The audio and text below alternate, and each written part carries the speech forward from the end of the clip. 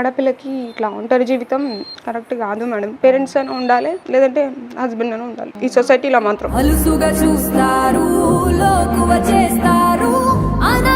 ఎందుకంటే చాలా ఎమోషనల్గా చెప్తున్నా మేడం ఈ మాట. ఇంతవరకు అయితే నాకు ఎవరు ఫైనాన్షియల్గా కానీ ఏ విధంగా కానీ హెల్ప్ చేయలేదు మేడం. మీరే మా బాబుకి నాకు ఏదైనా దారి చూపించాలి మేడం. ఖచ్చితంగా బాబుకి ముందుకు వస్తాము.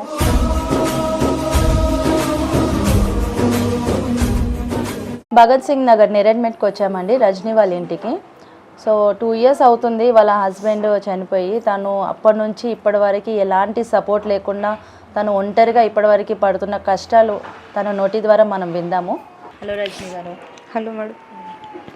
సో మీరు ఏం జాబ్ చేస్తుంటారండి? నేను ప్రైవేట్ ఫార్మసీ దాంట్లో చేస్తాను మేడం, హెల్పర్గా. సో నాకు 11,000 శాలరీ అయితే 9,000 వస్తాయి మేడం. ఓకే, అన్ని కటింగ్ పోయి 9,000 వస్తుంది. 9,000 వస్తాయి.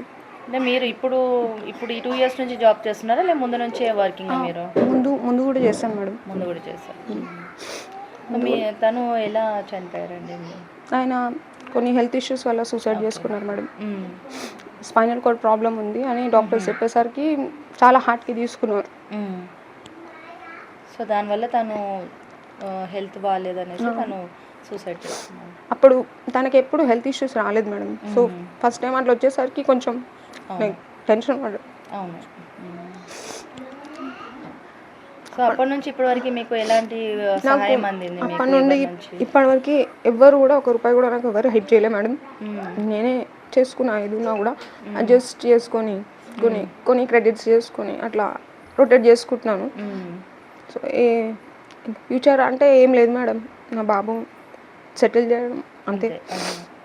ప్రతి కన్న తల్లికి అదొకటే కోరిక ఉండదు, పిల్లల్ని బాగా చదివించాలి అన్నది.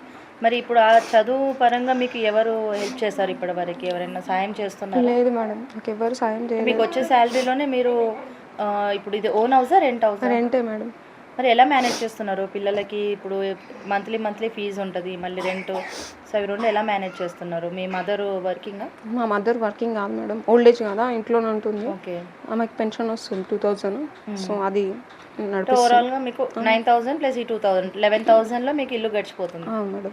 ఓకే. సో మరి మీరు ఎలా సపోర్ట్ చేసుకోగలుగుతున్నారు? సపోర్ట్ అంటే ఇప్పటివరకు అయితే అట్లా తీసుకొచ్చాను మేడం ఇక్కడ దాకా.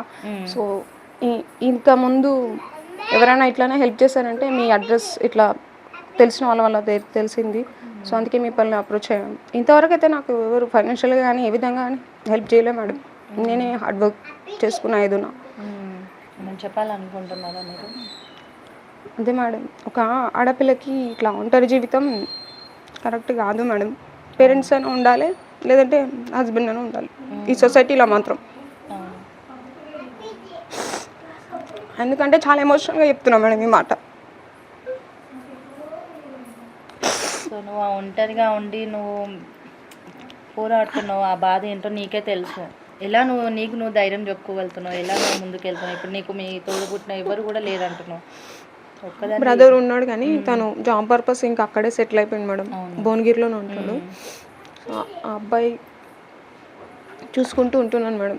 ఎందుకంటే ఇప్పుడు తెలుసో తెలియక తను ఆ డెసిషన్ తీసుకున్నాడు. నేను కూడా ఏమైనా చేస్తే ఇప్పుడు నేను రెస్పాన్సిబిలిటీ ఫీల్ కావాలి కదా మేడం. ఇంకా తను చేసిన తప్పు నేను చేయలేను కదా మేడం యాజ్ ఎ మదర్గా. సో పిల్లలే మనకి ధైర్యం. ఇప్పుడు సో బాబుని చూసుకొని నువ్వు ముందుకు వెళ్ళాలి అంతే. అని అలా అనేసే ఉంటున్నా మేడం. ఇంకా వేరే పరంగా మీకు ఇప్పటివరకు ఎవరు హెల్ప్ చేయలేదా? నాకు ఎవరేం హెల్ప్ చేయలేదు మేడం. ఏదున్నా కూడా నేనే చూసుకుంటున్నాను, చేసుకుంటున్నాను అంతే. కానీ నాకు ఫైనాన్షియల్ కానీ ఏ విధంగా కానీ ఎవరు సపోర్ట్ లేదు. మమ్మల్ని అప్రోచ్ అవ్వమని మీకు ఎవరు ఇచ్చారు నెంబరు? మీ నెంబర్ అక్క ఇచ్చారు, శ్రీదేవి అక్క. ఓకే. సో ఇప్పుడు మీరు ఒంటరిగా మీరు స్ట్రగుల్ అవుతున్నారు కదా, మీ ఎమోషన్స్ ఏంటి? ఎలా మీరు ధైర్యం చెప్పుకొని ముందుకు వెళ్తున్నారు? ఏమున్నా కూడా ఆలోచించి డెసిషన్ తీసుకుంటున్నాను మేడం. ఎందుకంటే బాబు ఉన్నాడు. సో ఇప్పటిదాకా మీరు పడిన ప్రాబ్లమ్స్ ఏంటి? ఇప్పటిదాకా ఎలా ఫేస్ చేశారు ప్రాబ్లమ్స్? మా మ్యారేజ్ 2014లో అయింది.